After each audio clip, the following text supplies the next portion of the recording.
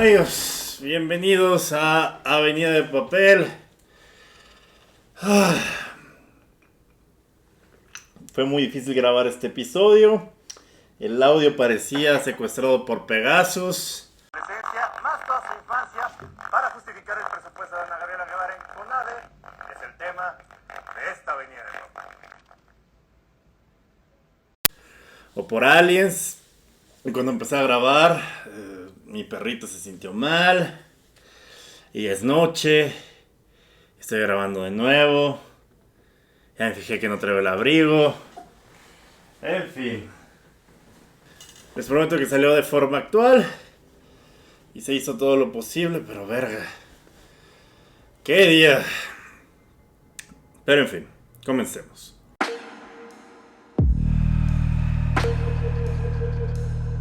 Amigos, los atletas olímpicos mexicanos, superhumanos que dedican 4 años, más toda su adolescencia, más toda su infancia, para justificar el presupuesto de Ana Gabriela Guevara en la CONADE. Y ese es el tema de esta Avenida de Papel.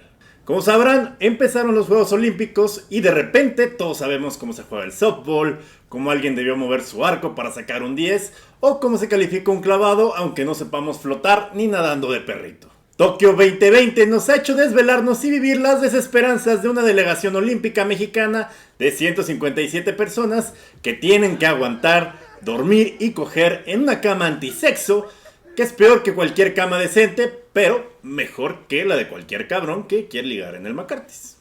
Al momento llevamos 2 medallas de bronce, producto del tiro con arco, gracias a Ale Valencia y el abuelo Alvarado, 2 de clavados sincronizados y 1 de halterofilia. También llevamos como 132 cuartos lugares, pero como esto no es recorcholis, no puedes juntarlos para intercambiarlos por un regalo más bonito como otra medalla de bronce.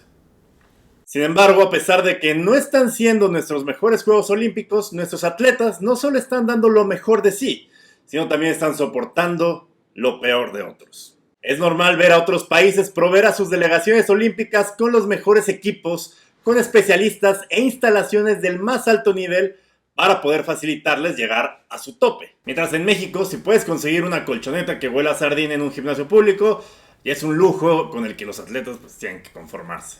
Evidentemente, no siempre el que tiene la mejor bicicleta te gana en las carreras de tu cuadra, pero en una bicicleta profesional sí puede ser la diferencia entre estar 2 centésimas arriba o abajo de tu rival del primer mundo, y que pueden significar una medalla y un trío con 2 gimnastas de Ucrania en la Villa Olímpica. Además, que nuestro deporte a nivel profesional son dirigidos por federaciones. Hay que pensar que la federación más famosa que conocemos los mexicanos es la Femex Foot, la federación sobre la cual millones de FIFAs tenemos la vista puesta cada partido, cada convocatoria y cada mundial, y que aún así se las ingenian en hacer chingaderas. Ahora imagínense las demás federaciones que no tienen ese escrutinio público. Pues no se lo tienen que imaginar, porque hoy en Avenida de Papel les presento federaciones mexicanas.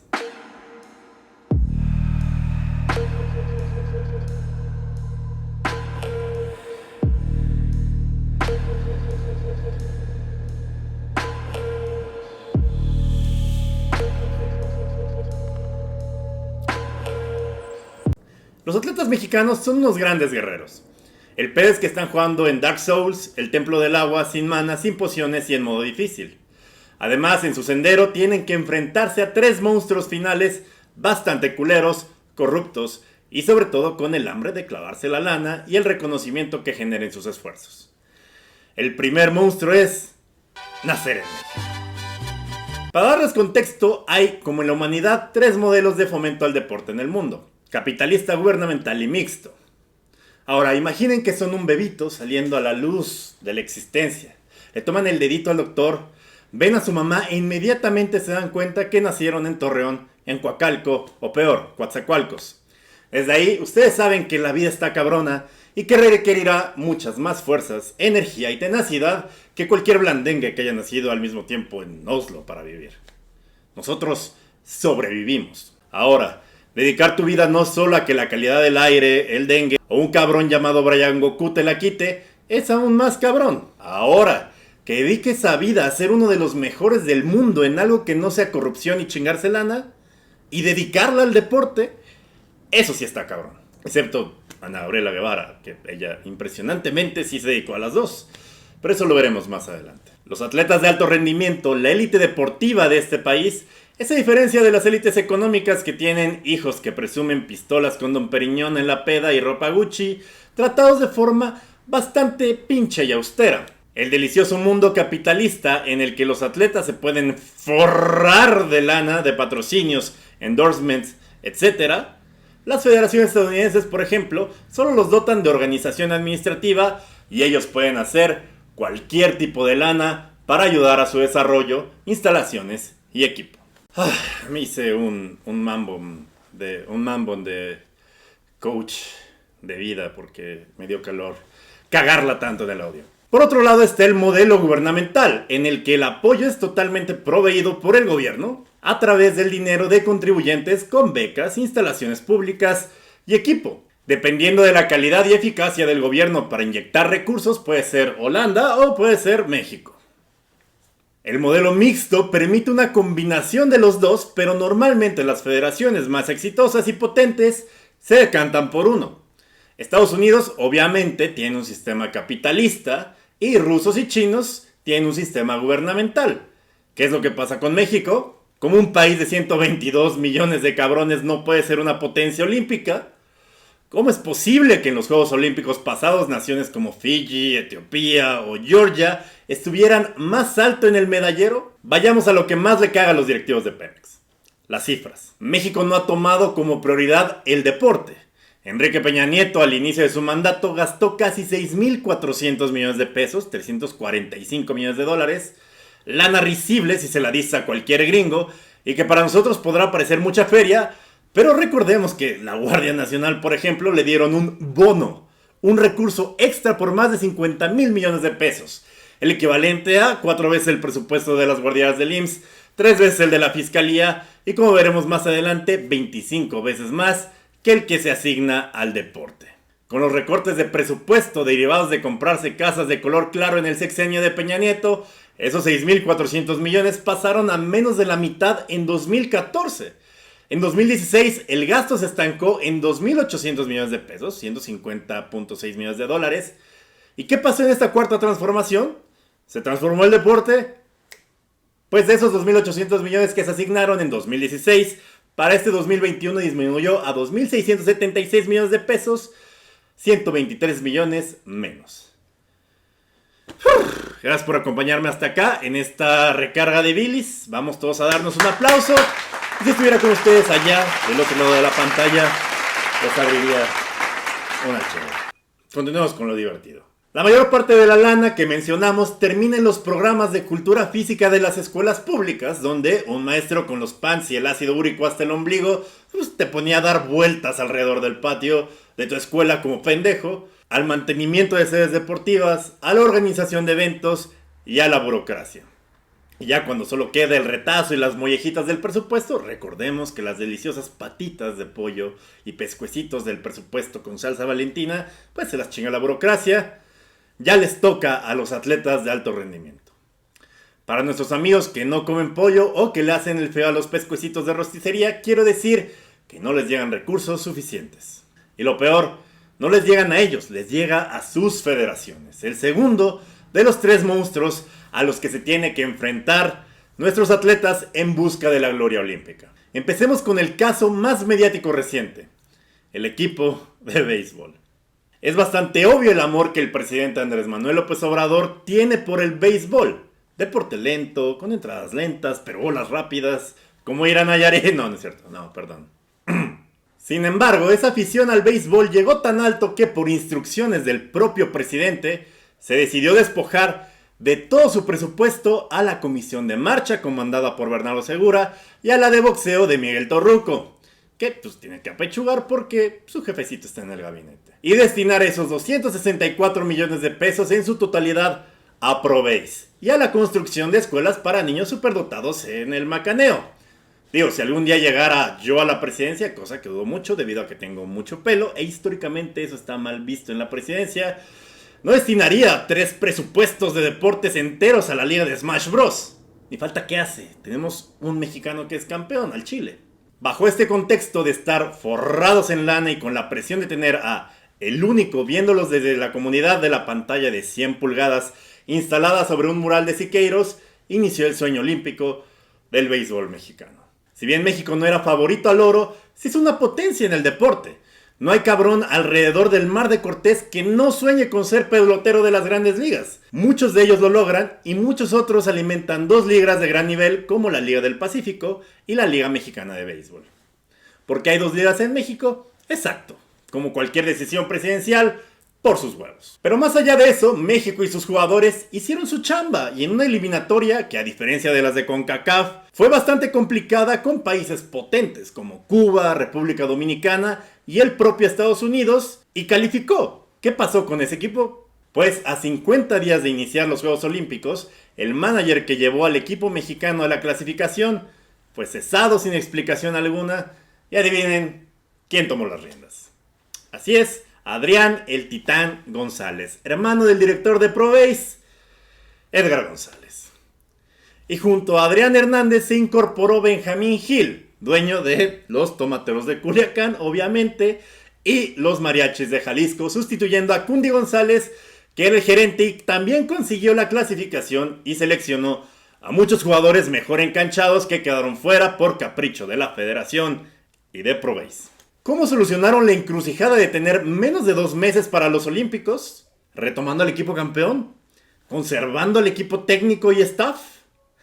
Por supuesto que no. Se trajeron al equipo completo de los Tomateros de Culiacán, independientemente si eran los mejores de la posición, y vámonos a Tokio a sacar calzones usados de Akihabara.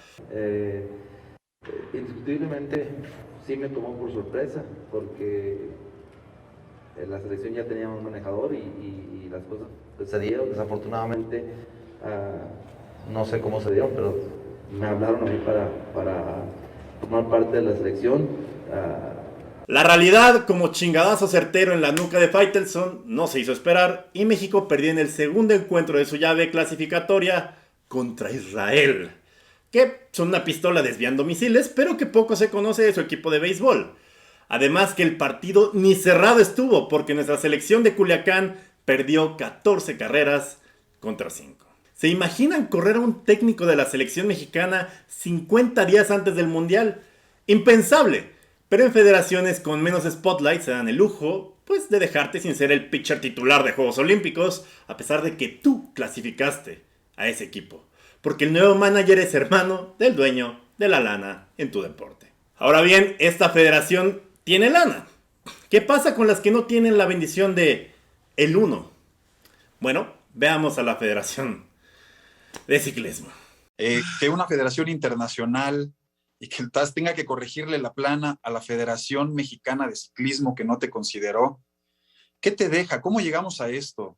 Dice que había algún problema con la federación. ¿Qué nos puedes explicar o cuál es el origen de todo? Yo no quiero que esto sea, como quien dice, no sé, algo mediático. No, o sea, yo quiero que sea lo justo, que sea por el bien del deporte mexicano y pues que se respete, ¿no? O sea, a fin de cuentas nosotros somos los que nos partimos el lomo y la verdad no se me hace justo. Esta federación, controlada desde hace 12 años como si fuera presidente del Citatir por Edgardo Chagoya Hernández, se hizo célebremente famosa después de que el especialista en sprint femenino contrarreloj y poseedora del récord mundial, Jessica Salazar, denunciara que en lugar de inscribirla en su prueba, que eran los 500 metros contrarreloj, le inscribieron una prueba llamada Omnium, que tiene nombre de table. Prueba que combina 10 pruebas distintas y vendría siendo algo parecido al decatlón de la bici. Como ella misma lo dice, es como si a Usain Bolt lo pusieran a correr un maratón o a jalar diablitos en la central de abastos. Como si pusieran al Chucky Lozano de defensa. Bueno, igual, él lo hace mejor que Carlos Salcedo. Como si a mí me pusieran a jugar Call of Duty en lugar de Overwatch. Como si pusieran a un agrónomo en PM. Ah, bueno, eso sí pasó. Bueno, ustedes entienden. El presidente Chagoya, misericordioso como es, bajó de su Olimpo hecho con cuotas que se chinga de todos los eventos de ciclismo que hace en el país y dijo que iban a tratar de conseguirle un tercer puesto a Jessica. Cosa que no se podía, porque ya había 2 seleccionadas en el lugar de Salazar, Yuli Verdugo y Daniela Gaxiola. ¿De qué rincón de sus huevos iba a sacar ese nuevo lugar? a qué seleccionada le iba a quitar su lugar por otro capricho también de otro rincón escondido de sus huevos. Nunca lo sabremos, ya que Jessica Salazar decidió renunciar a su participación en los Juegos Olímpicos, llevar su caso al TAS y evitarle a Chagoya Hernández la pena de seguir prometiendo pendejadas. Entre las que también están reportarle a la CONADE cómo chingados hizo la selección de atletas, que según él, aquí en esta entrevista, fue transparente. ¿Y usted considera que sí fue un error de la federación? ¿Qué fue lo que pasó realmente? Porque pues ella también sacó en redes sociales un mensaje donde pues decía que ya no iba a participar. Sí, mire, yo creo que es un error de parte de ella porque se hizo un proceso transparente y limpio en lo que se refiere a las plazas de Juegos Olímpicos. Pero que en la página de la federación no se puede encontrar ni madre de los criterios ni tiempos de calificación, escudándose en una mamada llamada control técnico, que más adelante veremos que es importante. El control técnico es la facultad discrecional de las federaciones para poder aportar datos que permitan saber qué competidor es óptimo para ocupar un lugar en competencias internacionales, lo cual en lenguaje federativo mexicano es la facultad del dedazo para llevar a los Juegos Olímpicos a las personas que me caigan bien, no la hagan de pedo o simplemente paguen por ir a esos juegos. ¿Qué nos hace sospechar que esta federación hace las cosas más cochambrosas que rines de triciclo tamalero? Pues porque lo lleva haciendo así por años. Ejemplo 1. Con el de por sí limitado presupuesto que ya tiene esa federación, Chagoya Hernández decidió que iba a utilizar los viáticos y accesos que el Comité Olímpico Mexicano da, y como el hombre romántico que es, mandar de tour a su esposa Petrona Petri Trejo Ruiz, documentados desde 2011 estas mamadas por Juan González Aceves de la Asociación de Ciclismo del Instituto Politécnico Nacional. Se enlistan entre otras giras, Copas del Mundo, Juegos Centroamericanos, del Caribe, Juegos Panamericanos, Campeonatos del Mundo y vueltas ciclistas en el país y en el extranjero como el Giro de Italia, el Tour de France, entre otras ciudades que en lugar de utilizarse para preparar mejor a nuestros atletas, se utilizaron para darle el ansiado tour europeo de sus frustrados 15 años a doña Petrona Petri. Ejemplo 2. El señor Chagoya Hernández en 2006 por sus huevos se nombró presidente honorario vitalicio de la Federación de Ciclismo, que sirvió como su reelección fraudulenta según el propio documento del Instituto Politécnico Nacional. Ejemplo 3. Edgardo Chagoya no solo se puede jactar de ser un romántico, sino también un hombre de familia, por lo cual no solo manda vacacionar a su esposa con los pocos recursos de la federación, salidos de tus impuestos, amigo, sino que también acreditó a su hijo Edgardo Hernández Trejo como entrenador auxiliar en el Mundial de Lima, Perú, donde, por cierto, Jessica Salazar rompió el récord mundial, mientras ese entrenador auxiliar estaba montado en una puta alpaca a kilómetros de ahí, probablemente. Edgardo Jr. solo estuvo 15 días en la capital peruana con una credencial que no le correspondía, y no solo eso, su esfuerzo como cachirul turístico fue premiado con 240,000 pesos al quedar registrado como entrenador sin en realidad ser responsable de ni verga en la disciplina. Pero este no era el primer rodeo de Edgardo Jr., que ya ha sido acreditado en varias competencias como mecánico, masajista, prensa o cualquier otro gafete que algún cabrón descuide en una mesa. Ejemplo 4 y último, porque ya ando bien encabronado y con mi aguacate. El exciclista Raúl Alcalá acusó a Hernández Chagoya del presunto robo de más de 20 millones de pesos en la Vuelta a México 2012. ¿La Vuelta a México?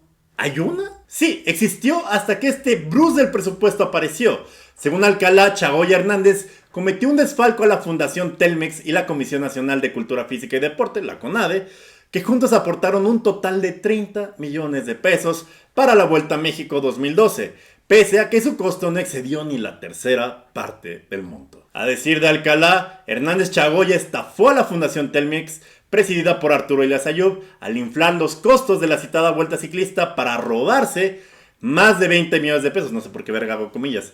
Incluso Alcalá dice que ahora ni el gobierno y menos la iniciativa privada están dispuestos a darle más recursos al presidente de la Federación de Ciclismo. Porque pues a quién verga le gusta sentirse estafado, a menos que lo inventen un podcast o que la...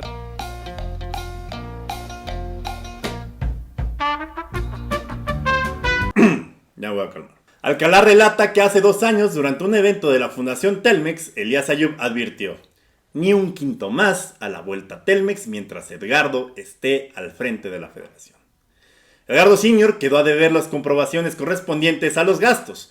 Por esa razón, los ciclistas de este país se quedaron sin este evento.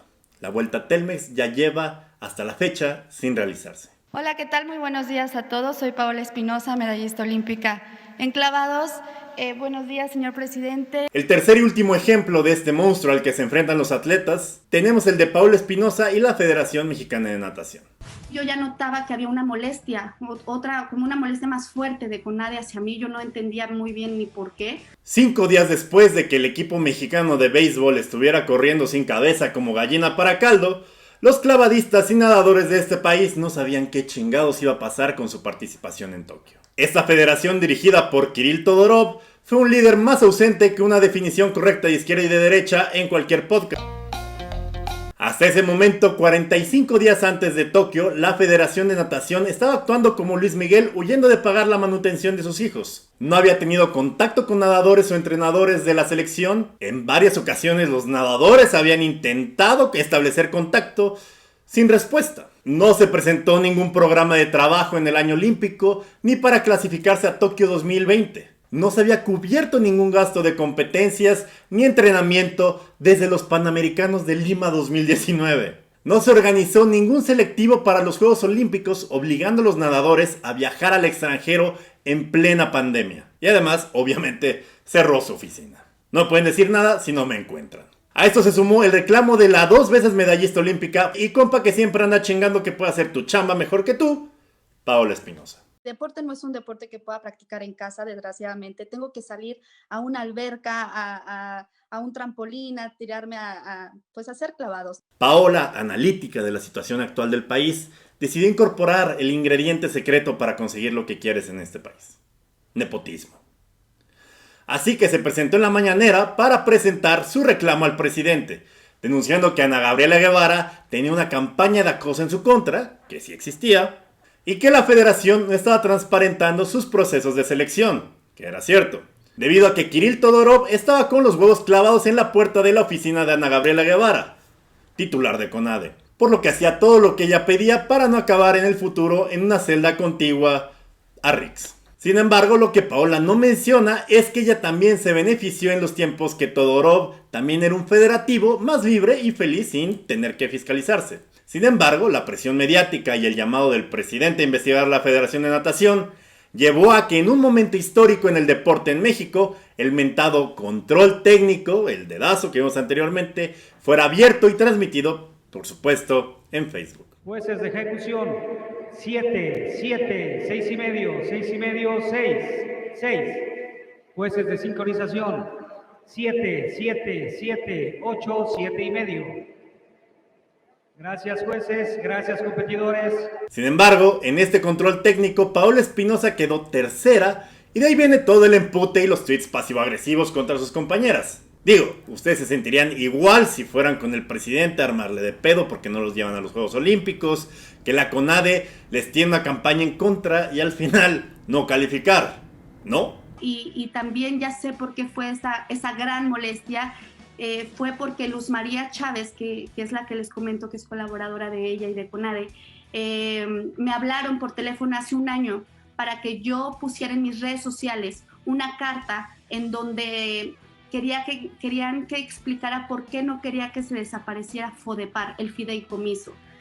Yo no podía hacer eso, no me nacía hacer eso porque el presidente nunca dijo que nos iba a dejar a los deportistas sin apoyo. Lo que nos lleva al tercer y monstruo final al que nuestros atletas se tienen que enfrentar: la CONADE. La dirección de la CONADE, pues hay 3 empresas que en complicidad con las federaciones son utilizadas para triangular recursos públicos del Fondo para el Deporte de Alto Rendimiento FODEPAR y financiar con sobreprecios los viajes a campamentos y competencias. Hice mención al inicio que no podemos tocar ningún tema relacionado con la investigación. Es parte de la investigación que tiene la función pública. No podemos recaer o me voy a tener que ir. El máximo organismo del deporte nacional, la Comisión Nacional del Deporte, que le toca repartir toda la lana federal con la que los federativos mandan a hacer sus casas, mandan de tour a sus esposas o de olímpicos a sus hijos. La ilusión de por fin tener una atleta histórica como Guevara, que en sus últimos días como atleta fue muy crítica de la asociación que ahora preside, se esfumó cuando se dieron cuenta que era más rápida clavándose lana que en los 400 metros planos. Los problemas de Ana Gabriela empezaron cuando el clavadista Sergio Guzmán, el judoka Nabor Castillo y el atleta Edson Gómez denunciaron que su beca había pasado de 5,000 pesos por ser atletas de alto rendimiento a los estandarizados 2,000 pesos mensuales de los jóvenes construyendo el futuro. Esto llevó a que la Secretaría de la Función Pública abriera una investigación que encontró que varios allegados de Anita estuvieran en la nómina. Destacando el caso de Luz María Chávez. Fue porque Luz María Chávez, que es la que les comento que es colaboradora de ella y de CONADE, amiga de Ana Guevara, que estaba contratada como entrenador auxiliar de Liliana Ibáñez, que radica en Estados Unidos, entrena con su propio equipo y probablemente nunca conozca a Luz María Chávez. Nada de esto de corrupción ni de malos manejos está fundamentado, es un supuesto. A eso se suma lo que dice la Auditoría Superior de la Federación, que encontró que durante el primer año de gestión de Ana Gabriela en la CONADE hay al menos 186 millones de pesos pendientes de comprobar. Esto representa, según el cálculo del organismo fiscalizador, que no se conoce con certeza el destino de 6 de cada 10 pesos de los recursos públicos que recibe la Comisión Nacional. 6 de cada 10. Ni el desaparecido Emilio Lozoya se atrevió a... No es cierto, sí, se atrevió a mucho más.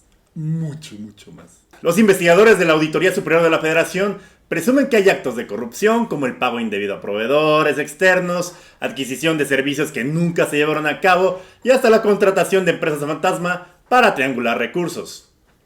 El manual priista. Por todas esas irregularidades, el 11 de abril pasado, Ana Gabriela Guevara fue llamada a comparecer ante la Cámara de Diputados. La parlamentaria del partido en el poder externó su preocupación por la situación que enfrenta el deporte mexicano. Nuestros deportistas han denunciado la falta de apoyos económicos, así como la disminución de las becas mensuales en más de un 50%, lo que afecta en todo lo relacionado a su preparación y entrenamiento para sus participaciones internacionales. Donde tras una tensa reunión se comprometió a explicar el origen y destino del dinero faltante. Y seguimos esperando. De los 186 millones desaparecidos por Guevara, si fueran repartidos de forma equitativa a cada atleta, le tocarían alrededor de 1.184.000 pesos para su preparación al año. Cifra bastante más útil que los 2,000 pesitos que la CONADE les acaba dejando. Ana Gabriela Guevara prometió por lo menos 5 medallas a estos Juegos Olímpicos, pero me queda claro que si las obtenemos, no va a ser por ella, por la CONADE y mucho menos por las federaciones.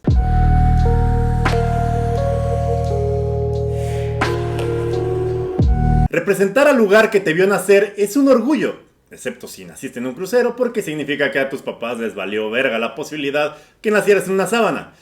Y sin duda portar la bandera de México representa un acto de amor a este país después del palo encebado de chingaderas que ofrece nuestro sistema institucionalizado de deporte. Porque conscientes que hacen muy poco para ayudar a nuestros deportistas, se esfuerzan en inclinar la balanza hacia el lado oscuro y culero con todas las mamadas y trabas que los hacen pasar para practicar su deporte al máximo nivel. Como diría el politólogo Ricardo Arjona, aquí no es bueno el que ayuda, sino el que no jode. Sin embargo, a diferencia de muchas glorias mexicanas, hay otros atletas que no han soportado la canasta básica de mamadas que les da este país y han decidido renunciar a representarnos gracias a que tienen otra nacionalidad que los puede ayudar de mejor manera o que, como mencionamos anteriormente, no anda chingando la madre, poniendo trabas para calificar a eventos internacionales.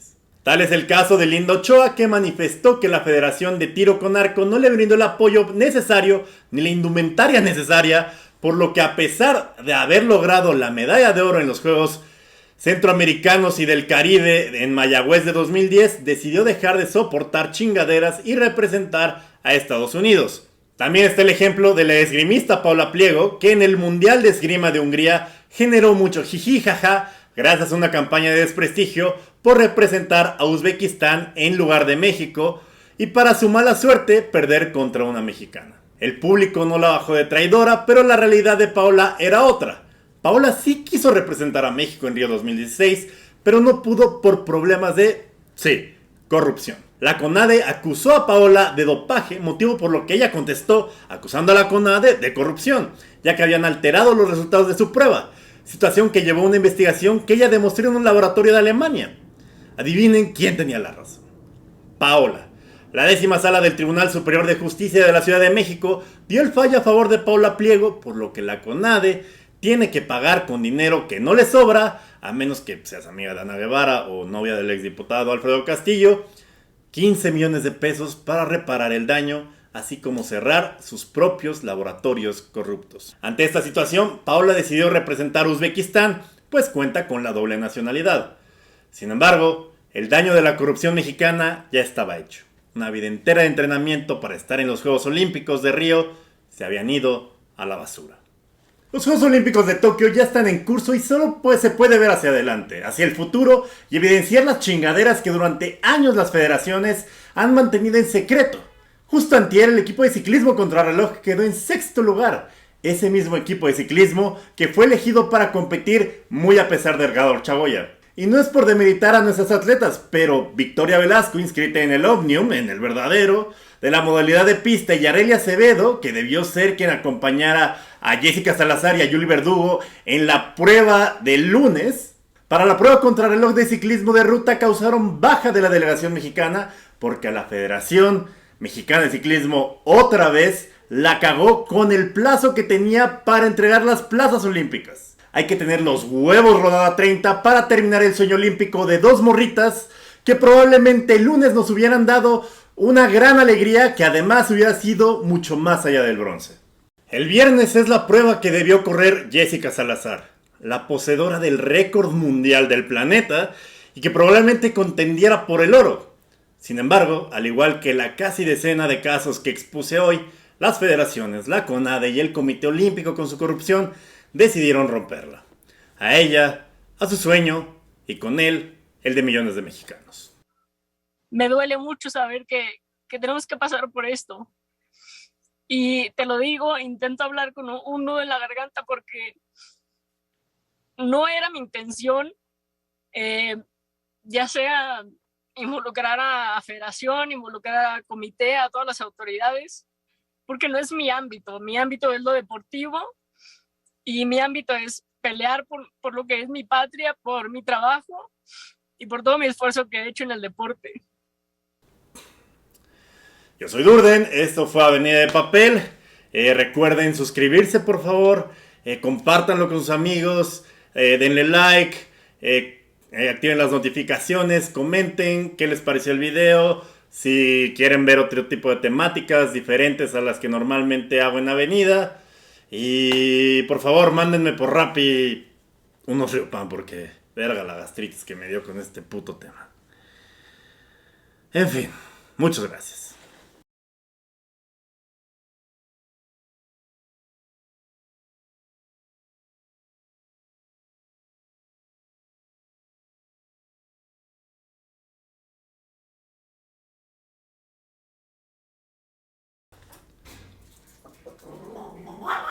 Roberta. Ay, güey, ya, por favor.